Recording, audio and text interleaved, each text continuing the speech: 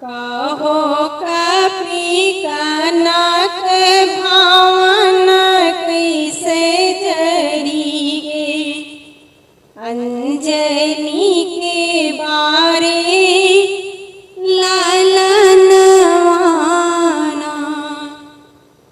कहो कपि कनक भावन कैसे जरी गे, अंजनी के बारे लालन माना।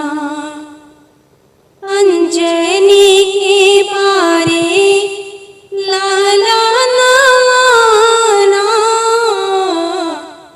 कहो कपि कनक भावन कैसे जरी गे, अंजनी के बारे लालन माना।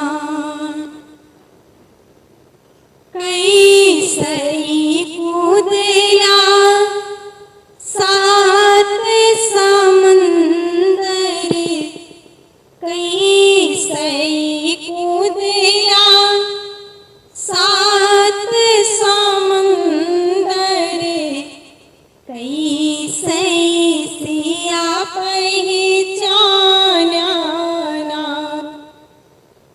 कैसई चढ़िला अशोक जी की डरिया, मुदरी कैसे गिराया ना। कैसई चढ़िला अशोक जी की डरिया, कैसई मुदरी गिराया ना। कैसई मुदरी गिराया ना। कहो कपि कनक भावन कैसे जरी गे, अंजनी के बारे लालन माना।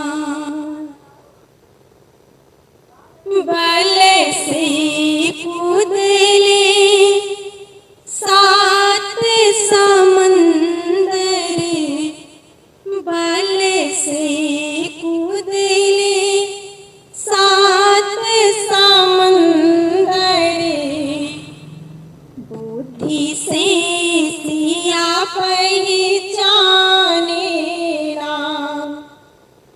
मस्तक समान चढ़े अशोक जी की डरिया, धीरे से मुदरी गिराए ना। मस्तक समान चढ़े अशोक जी की डरिया, धीरे से मुदरी गिराए ना। धीरे से मुदरी गिराए ना। कहो कपि कनक भावन कैसे जरी गे, अंजनी के बारे लालन माना। कहो कपि कनक भावन कैसे जरी गे, अंजनी के बारे लालन माना। अंजनी के बारे लालन माना। श्री सीताराम हनुमान जी महाराज की जय। अब सावन आने वाला है और बड़ा छोटा सा भी मंगलवार आएंगे, तो हनुमान जी का विशेष पूजन होगा। आप लोग सुनिएगा, आनंद लीजिएगा। कैसा लगा ये हमारा कजरी गीत में हनुमान जी का भजन? अच्छा लगे तो लाइक सब्सक्राइब शेयर करिएगा। और हमारा फेसबुक चैनल भी है प्रियंका पंडित 9723, वहाँ भी अपना आशीर्वाद बनाइएगा और इस चैनल पर भी। श्री सीताराम। अगली वीडियो में फिर मिलते हैं।